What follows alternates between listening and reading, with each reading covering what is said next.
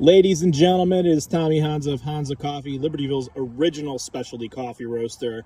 The Asali Hills Estate is back. We're going to talk all about this in a minute, but I got a special guest, Danny Bones Melone, our archaeologist friend from, you live in Vernon Hills, but you are part of the farm in Kenya. Yes, I'm part of the farm in Kenya. I'm the other owner, if you will. Chapruka Kusimba. Dr. Kusimba is the co-owner with me. He and I purchased the farms back in 2014, and we have a couple hundred acres at the moment of trees.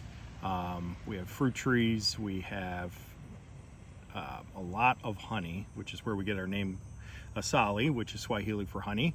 And of course, last but not least, the coffee. Lots and lots of coffee for everyone. I mean, since I think originally when Dr. Kusimba and you were talking about this project, you said, hey, is it possible to grow tea? And Chap said, no, you grow coffee in this region. That is correct. So when I first approached Chap with the idea of buying a farm, I asked him first and foremost if I could, and he replied yes. And once we moved past that, I told him that I thought we could grow some tea, and he said, nope, at this altitude we grow coffee. And so Asali Hills was born out of that. So we'll get into this coffee in a minute because we'll talk at length about it. But I actually ended up buying a farm in February up in northern Michigan, and a part of Michigan I really, really love. And you have been there. That is the hat for Weldonwood Farm. I will tag that in the comments section. We have an honor mailing address, but we're in Platt Township, Michigan, which is near Sleep. It's right next to Sleeping Bear Dune. We're doing some really cool things up there. But you and I actually did a shovel test. We did a small archaeological dig up there. And why don't you show everybody what we found? We found one artifact, really. Well, I guess technically it's all artifacts. So here's the thing. For those of you that don't know, I'm an archaeologist, and so is Dr. Kusimba. And not only do we conduct archaeological studies in Kenya, but I also do local Chicagoland archaeology. So I deal with many early settler items and things, as well as early and historical Native American sites as well.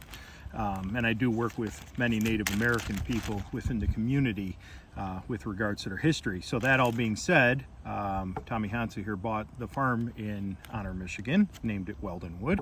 And the previous owner, a gentleman who owned the site with his wife, they sold the property, but before that they had built a barn. And when they built the barn, stone tools were found on site. So these were things that were used thousands of years ago. So Tom asked me to come and visit, which I did, and we decided to conduct what's called a shovel test. So I went every 15 meters, and then we started finding things, and then I sorted out the holes every 5 meters across so we can see what we would find.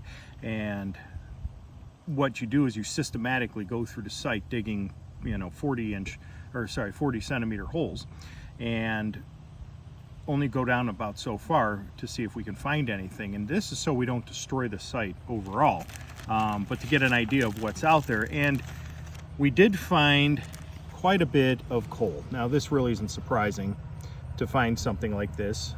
This is the first time I've actually ever looked at it before, too. At a historic site.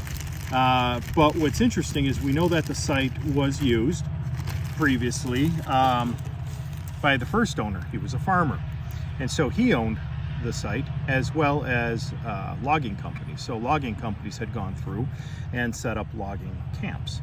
So we did happen to find a piece of dishware. Well, it's a potsherd really, but this piece can be dated to the late 1800s, and this would have been owned either by the very first owner who owned the farm site or the logging companies who came through to log the site for lumber. And so when they set these things up, the camp, for example, you have an area, people are going to eat, things get dropped, things break, and get lost to time until it's uncovered.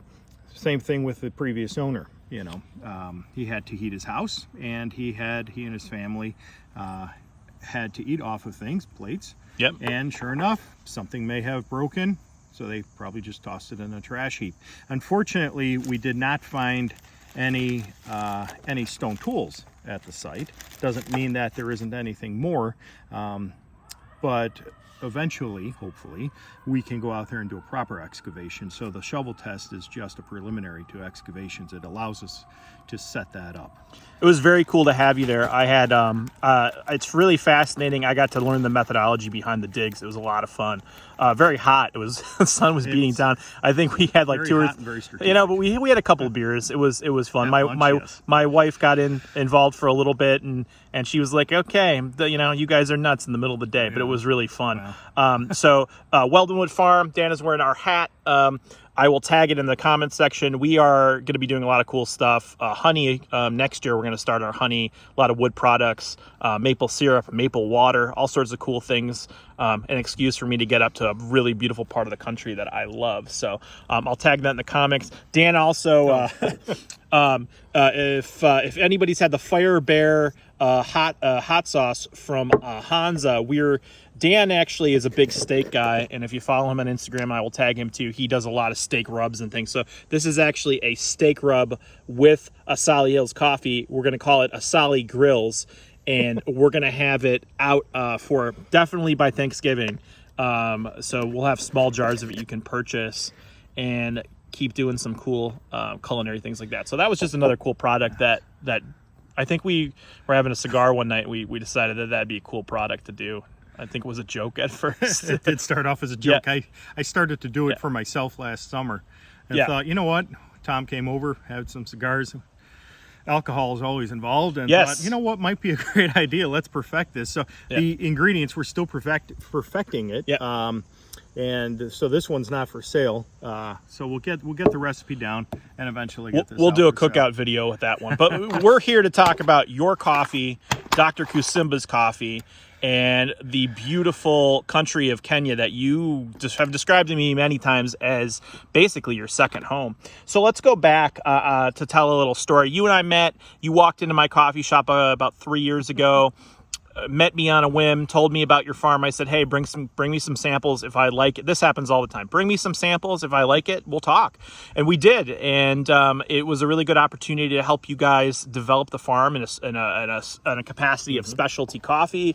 I was very excited to help out. I did no other work than basically point you guys in some directions. You guys have been doing some extremely important work on the farm from an ecological, a business standpoint.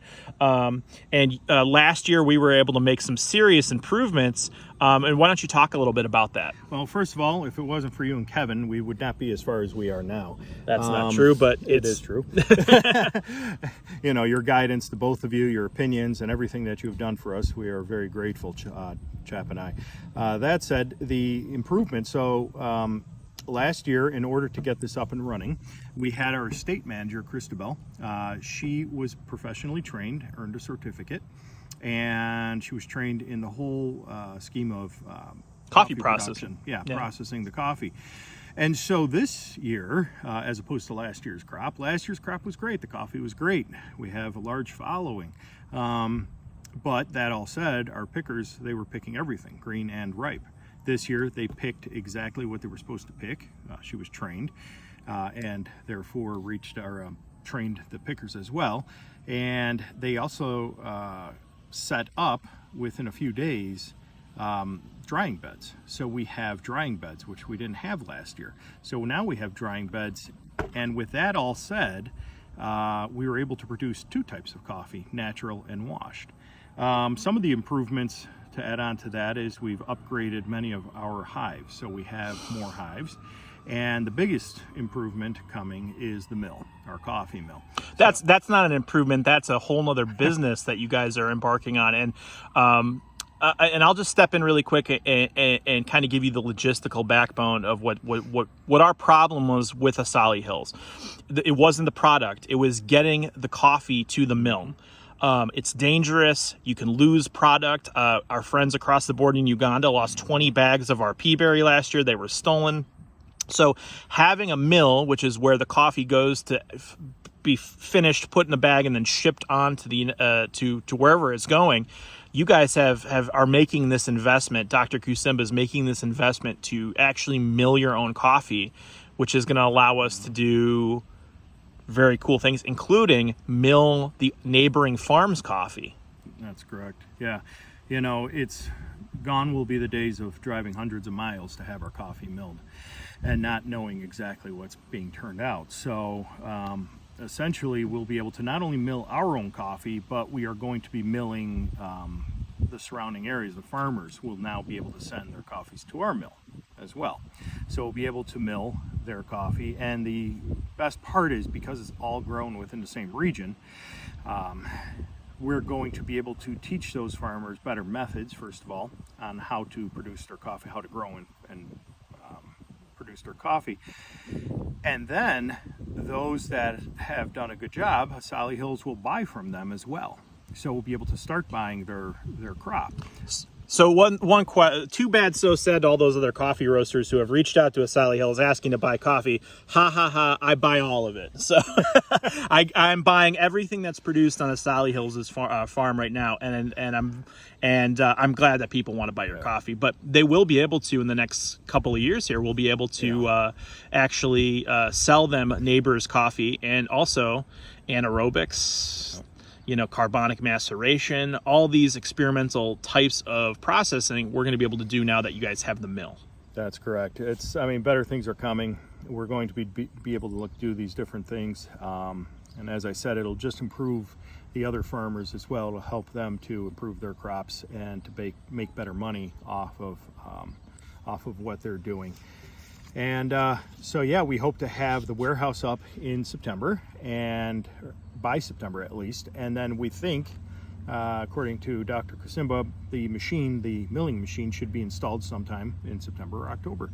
And then by next year, we'll be milling our own coffee. So that's awesome. So when is the next harvest? The next harvest would be December, right? December. Yep. It's coming up. It's coming up. It's time. This was just like yesterday. Well, we've been waiting. The global supply chain has been interrupted.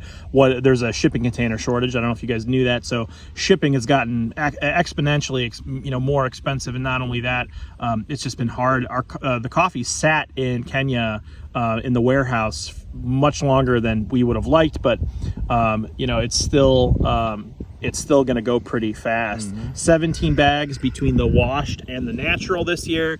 Going to move pretty fast. We've had it on the website for 2 days, and it has been going at a pretty fast clip. Yeah, the first day, 25 pounds were sold right off the bat.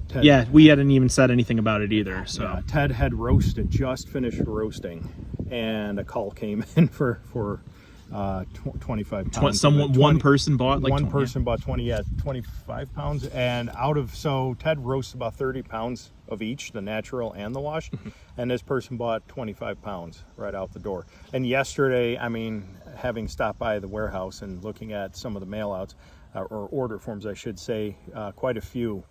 One order had nothing but, I think it was 6. Somebody orders 6 bags. So the word is out about Asali Hills and your story, but really the quality of the coffee too. This one of the things I will tell you about this natural almost has some washed characteristics to it because it was not fermented on the beds in the midday summer sun, which kind of is going to be interesting to try the December crop. And so that's going to be very interesting. So do you have any thank yous you want to say to the farmers or anybody you want to shout out? No, as always. We've got our Christabel. Christabel is, again, she's our state manager. All things considered, she's my sister. I consider her my sister. Chap Kusimba, of course. If it wasn't for Chap, we wouldn't have these farms and other things going on the site. Our wives, Sibel and Cindy, of course, for being very patient and understanding. And we've got to definitely thank our pickers out there, all the people who are doing this hard work for us, for Chap and I. And, without them and Christabel, none of this, and Chap, quite honestly, none of this would be possible. And again, going back to Hansa, thank you to Kevin and our friend Tom here as well. So, no problem, dude. It's a business. I always look at coffee as a business relationship. There's been this prevailing trend that a lot of coffee roasters like to pretend like they're doing God's work. And you know, as much as it is cool and it helps people, it's really a working business relationship that makes the world go around, and that's how I frame it to anybody we do business with. And I become friends with people because of the business, and that's very fun. So having my own farm now and knowing what you guys are doing and going through, and know that you can't do everything you want to do all in one fell swoop. It is a multi-swoop process. Goethe has a really famous saying. He says, "What is not started today can never be finished tomorrow." And so, dude, crop year 2, really crop year 2.1, we got another crop coming, probably in April, May, hopefully not much later than that. And other than that, be on the lookout. I'm gonna tag Dan. I'm gonna tag you in the video. People can follow along. If you have local archaeology questions, you do speaking, you talk to school children. I'll be teaching a class at Harper actually in October. Okay, so if you want to check that out, it's Chicagoland Archaeology and Prehistory. Okay. Dan Melone, Melone. Have a look at, it's online. Yep. Have a look at the Instagram page for Asali Hills and our Facebook. 2 quick things. We need to thank Ted. Oh yeah, Roaster Ted. Because Roaster Ted, this stuff is impossible without him. And finally, I actually want to thank all of my customers, because you are also the ones that are definitely making this happen. If it wasn't for you guys drinking this, I'd be sitting here with 2,000 pounds of coffee. So thank you all very much for everything. That's a good way to end it from here in Butler Park, Libertyville, Illinois. Libertyville's original specialty coffee roaster, Hansa Coffee. Get your Asali Hills online. We have the washed and the regular. I will see you later, Dan. Take it easy. Take care.